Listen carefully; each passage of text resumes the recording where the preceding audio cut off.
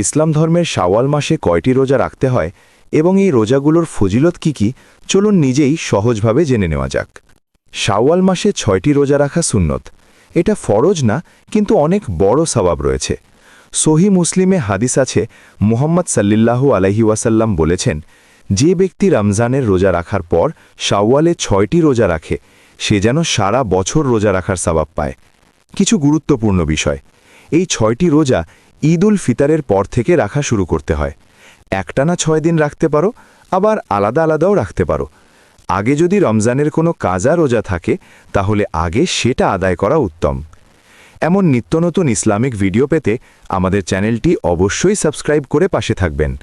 চলুন শাওয়াল মাসের 6টি রোজার গুরুত্ব ও ফজিলত সম্পর্কে জেনে নিন। শাওয়াল মাসের 6টি রোজা অত্যন্ত গুরুত্বপূর্ণ ও ফজিলতপূর্ণ একটি সুন্নত আমল।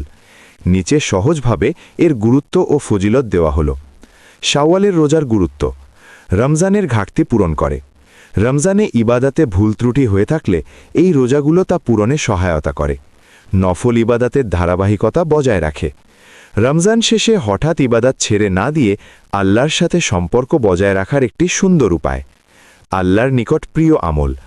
নফল রোজা আল্লাহর কাছে খুবই পছন্দনীয়, তাই এর মাধ্যমে বিশেষ নৈকট্য অর্জন করা যায়।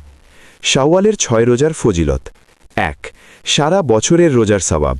সহি মুসলিমে বর্ণিত, মুহাম্মদ সাল্লাল্লাহু আলাইহি ওয়াসাল্লাম বলেছেন, যে ব্যক্তি রমজানের রোজা রাখার পর শাওয়ালে 6টি রোজা রাখে, সে যেন সারা বছর রোজা রাখল। 2. নেক আমলের বহুগুণ প্রতিদান। ইসলামে এক নেকির জন্য 10 গুণ সওয়াব দেওয়া হয়। রমজান 30 দিন গুণ 10 সমান 300 দিন।